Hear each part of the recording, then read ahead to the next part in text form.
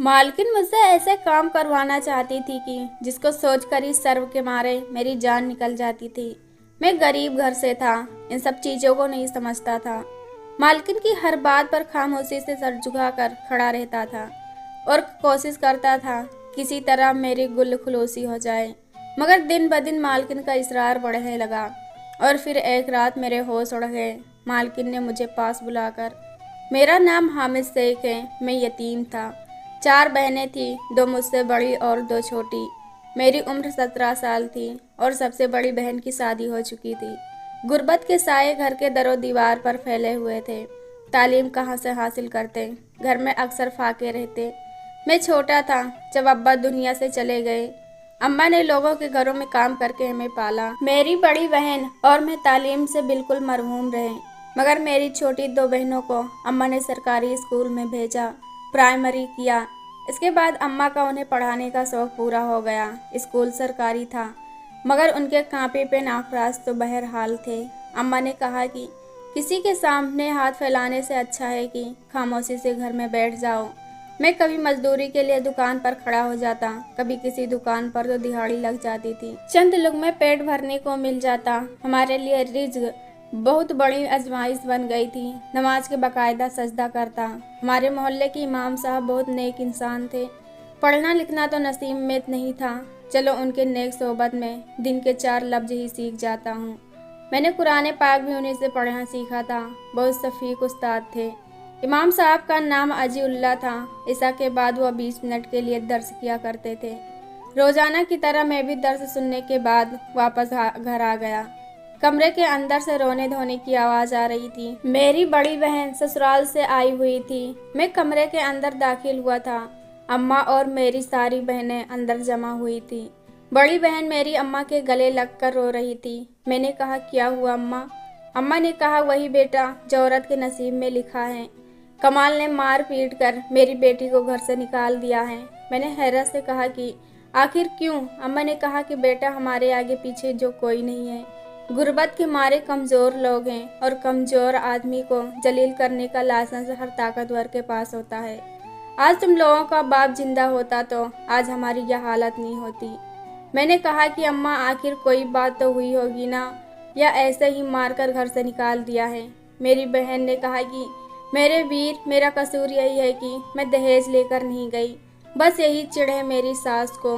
खुद तो मुझे जलील करती ही रहती है, बल्कि बेटे के भी कान भरती रहती है। अम्मा, मैं बता रही हूँ, मैं अब वहाँ नहीं जाऊँगी। मैं अपनी तजलील करा करा कर थक गई हूँ। 2 साल शादी को हो गए हैं, मगर हराम है कि एक दिन भी सुकून का गुजरा हो। मेरी बहन का मातम मुझे देखा नहीं गया। मैं कमरे से निकल आया, घर से बाहर जाने लगा। अम्मा ने पुकारा कि हामिद, तुम इस वक्त कहाँ जा रहे हो? मगर मैंने कोई जवाब नहीं दिया और घर से निकल गया। मैं चाचा हाफिज़ के पास चल पड़ा। चाचा हाफिज़ हमारे बिरादरी के बड़े थे। मुझे उनसे अपनी बहन के मसले पर बात करनी थी। मैं कब तक छोटा बना रहूँगा? बहनों के साथ मैं खड़ा नहीं होऊंगा तो और कौन खड़ा होगा? चाचा हाफिज़ का घर दूसरे गली में था। मैं घर पहुँचा तो वह मिल गए। उन्होंने मुझे बैठक में बिठाया और पूछा, खैरियत है हामिद, तुम इस वक्त आए हो? मैंने उन्हें सारा मसला सुनाया और बोला, हमारे अब्बा इस दुनिया से चले गए हैं तो क्या हम भी उनके साथ मर जाएं? जब से अब्बा दुनिया से गए हैं, हमने बिरादरी वालों से तनहा ज़िंदगी गुजारी है, बल्कि ख़ानदान बिरादरी वालों ने हमें तनहा कर दिया है। आप मेरे बहनोई से बात करें और मेरा उसे 2 टूक पैगाम दे दे। घर बसाना है तो इंसान का बच्चा बनकर बसाए, वरना मेरी बहन का जान छोड़ दे। मेरी बहन जवान खूबसूरत है। मैंने अपनी बहन की ज़िंदगी बर्बाद नहीं करनी।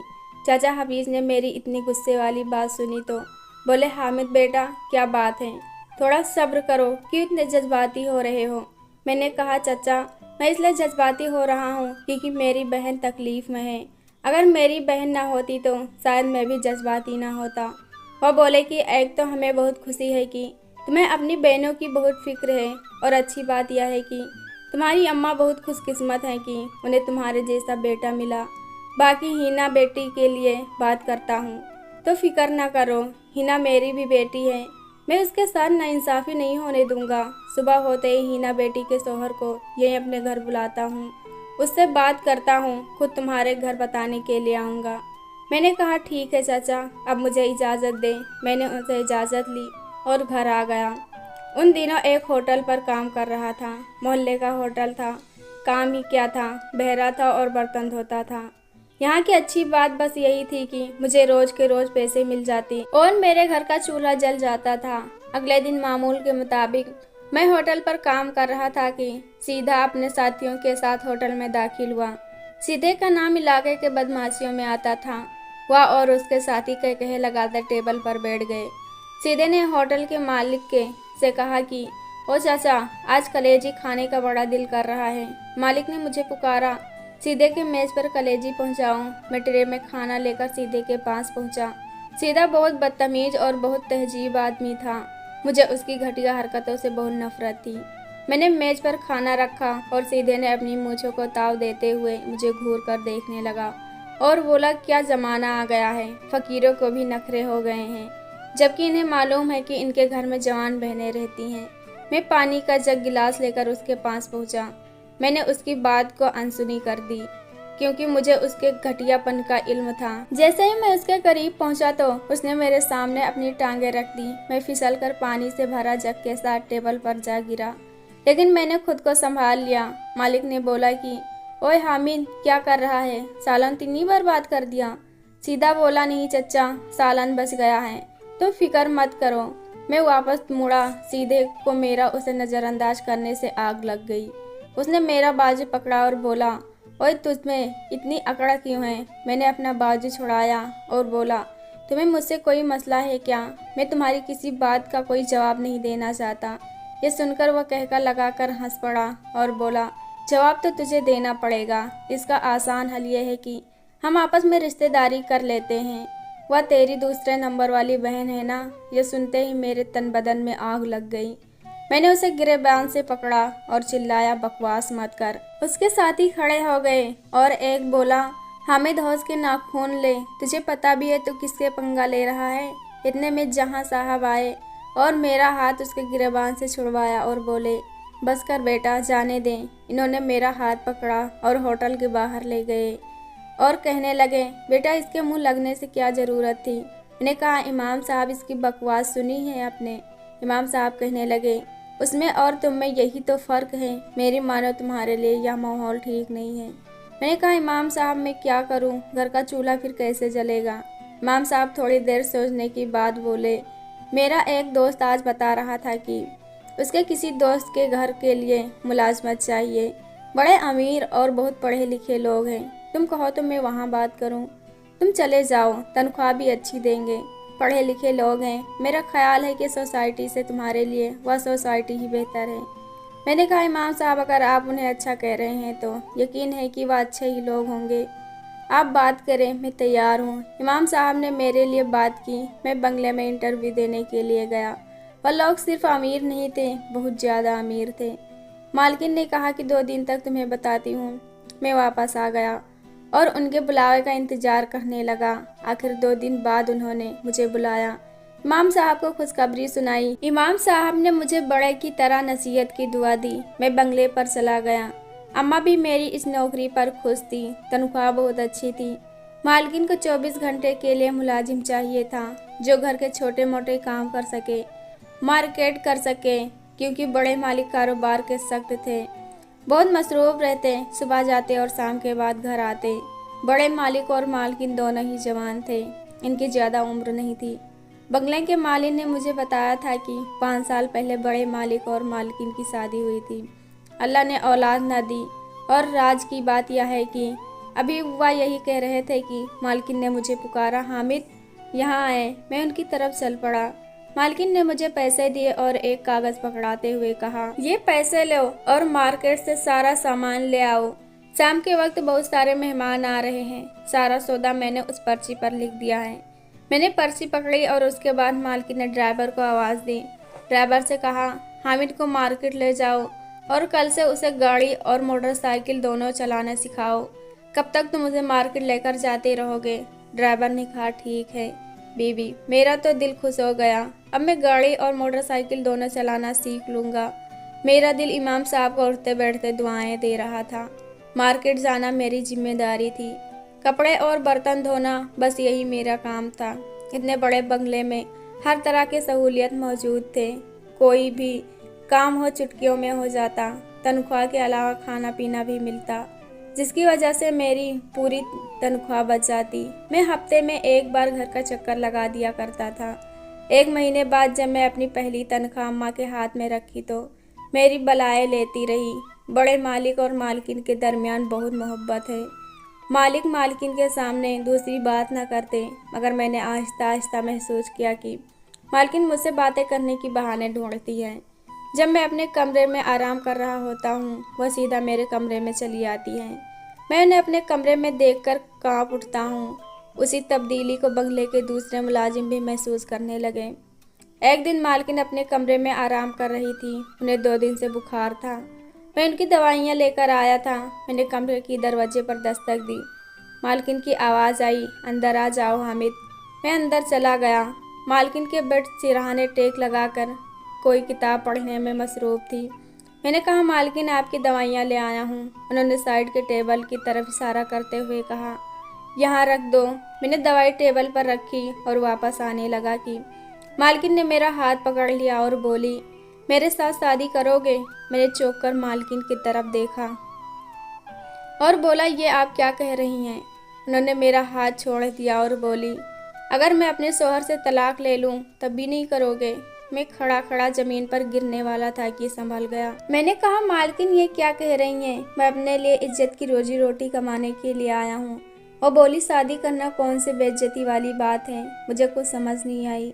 मैं भागते हुए कमरे से बाहर निकला और मैं अपने कमरे में चला गया। मैंने कमरे का दरवाजा बंद किया और बिस्तर पर लेट गया। मेरे माथे से पसीने निकल रहे थे। दिल जोर जोर से धड़क रहा था। मुझे मालकिन की जहनी हालत पर शक हो रहा था कि वह पागल हो चुकी थी। कुछ दिन तो खामोशी की में गुजर गए। अब तो मैं मालकिन से दूर दूर ही रहता था। उनके करीब से गुजरने से गुरेज करता था। मैं दिल ही दिल में अल्लाह ताला से मदद मांगने लगा। मुझे इस बंगले में आए हुए 2 महीने ही गुजरे थे। इज्जत की रोटी कमा रहा था। मेरी अम्मा भी खुश थी। न जाने आजमाइश से कब खत्म होगी। और यूं हुआ कि मालिक और मालकिन के दरमियान झगड़ा होने शुरू हो गए। मुझे समेत बंगले के तमाम मुलाजिम हैरान थे। माली जो शुरू से ही मालिक के साथ था, वह तक उनकी जोड़ी का औलाद न होने के बावजूद मिसाली जोड़ी कहता। वह भी परेशान था कि आखिर हुआ क्या है। दूसरे मुलाजिम मुझे शक भरी नज़रों से देखने लगे। यह मालकिन ने क्या कर दिया था? कुछ न करने के बावजूद वो चोरों की तरह दूसरे से मुँह छुपाता फिर रहा था। एक दिन रात के वक्त मालकिन ने मुझे अपने कमरे में बुलाया। आज फिर उनकी मालिक के साथ दिन में लड़ाई हुई थी। रात के 10 बज रहे थे और मालिक अभी तक घर नहीं आए थे। मैं मालकिन के सामने खामोशी से खड़ा हो गया। मालकिन ने कहा, हामिद, मुझे तुमसे बहुत ज़रूरी बात करनी है। मैंने कहा, जी बोलें। वह कहने लगी, मेरे शौहर कभी बाप नहीं बन सकते। फिर उन्होंने एक फ़ाइल मेरे सामने रखी और बोली, यह उनकी मेडिकल रिपोर्ट है। तुम कहीं से भी तसल्ली करा सकती हो। मगर मैं अपने शौहर से बहुत मोहब्बत करती हूँ, मगर मुझे औलाद भी चाहिए। मैं अपने शौहर से तलाक ले लेती हूँ। तुम मुझसे शादी कर लो, हमारा बच्चा होगा। बच्चे के पैदाइश के बाद तुम मुझे तलाक दे देना, ताकि मैं दोबारा अपने शौहर के साथ निकाह कर सकूं। बड़ी मालकिन एक ही सांस में बोलती चली गई। मेरे तो आसान खता हो गए।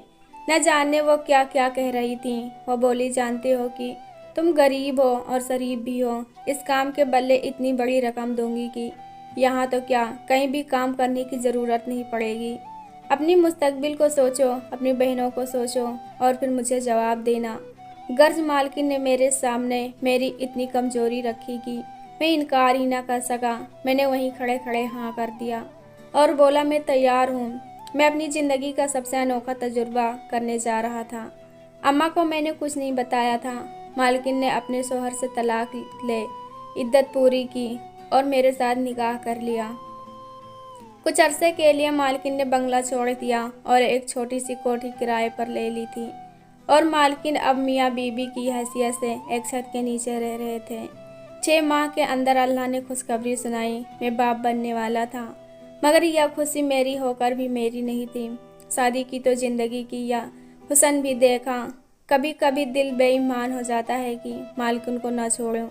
शायद वह चुपके से दिल के निहाय खाने में जा बसी थी। मगर मैं अपनी कीमत लगा चुका था। मेरे पास सिर्फ जुबान ही तो थी जिसकी मैंने पासदारी करनी थी। 9 माह बाद अल्लाह ने मुझे चांद सा बेटा दिया था। मालकिन ने कहा, क्योंकि बच्चे को दूध पिलाने के दौरान अलीदगी नहीं हो सकती, लिहाजा हमें 2 साल मजबूरी में इकट्ठा गुजारने होंगे, लेकिन हम उस छत के नीचे अपने अपने दायरे में रहेंगे। इस अरसे से मैंने महसूस किया था कि मालकिन अपने पहले शौहर से बहुत मोहब्बत करती थी। एक दिन मैंने पूछ लिया, अगर आप मालिक के पास लौटी और उन्होंने आपको कबूल नहीं किया तो क्या करेंगी? तो वह बोली, अपनी ज़िंदगी तनहा गुजार दूंगी, मगर तुम्हारे साथ नहीं रहूंगी, क्योंकि मैंने सिर्फ तुमसे औलाद के लिए निकाह किया था। मैं साबित नहीं करूंगी कि मैं बेवफा हूँ। औलाद मिल गई जिसके लिए मैंने तुम्हारा हाथ पकड़ा था। अगर मैं अपने साहब के शौहर को नहीं छोड़ सकती, और मुझे यकीन है कि वो मुझे नहीं ठुकराएगा। ये सुनकर मैं खामोश हो गया। जो जो वक्त गुजरता रहा, मैं एक एक दिन गिनने लगा। दिल करता था कि वक्त जहाँ है वहीं ठहर जाए। मैं खुलकर अपने ही बेटे को प्यार भी नहीं कर सकता था। आखिर वह 2 साल गुजर गया और वह दिन आ पहुँचा जब हम दोनों मियाँ बीवी वाजी रजामंदी से तलाक के कागजात पर दस्तखत कर दिए। मैंने पहली बार अपने बेटे को जी भर के अपने सीने से लगाया और मेरे आंसू गिरते रहे। वकील साहब चले गए। मैं अपने कमरे में आ गया और अपने कपड़े सूटकेस में डालने लगा। मेरे आंखों से आंसू गिर रहे थे। जो भी हो रहा था, मेरा दिल उसे कबूल नहीं कर रहा था, मगर ये मेरा अपना फैसला था और मैं उससे पीछे नहीं हट सकता था। इतने में मालकिन मेरे कमरे में आई। उन्होंने एक लिफाफा मेरी तरफ बढ़ाया और बोली, हामिद, तुम्हारा शुक्र ये उस वादे की कीमत है जो आज तुमने पूरा कर दिया। जहाँ रहो खुश रहो। मैंने लिफाफा लिया और उसे सूटकेस में रख दिया। सूटकेस बंद किया और चल पड़ा। गेट के पास पहुंचा, पलट कर देखा तो मालकिन मेरे बेटे को गोद में उठाए खड़ी थी और मुझे जाते हुए देख रही थी। मालकिन के दिए हुए पैसों से मेरे हालात तो बदल गए, मगर मैं जज्बाती तौर पर बिल्कुल बिखर गया। दोस्तों, यह कहानी कैसी लगी कमेंट बॉक्स में ज़रूर बताएं। वीडियो को लाइक करो, चैनल को सब्सक्राइब करो। ऐसी कहानी आपके लिए लाते रहेंगे। धन्यवाद।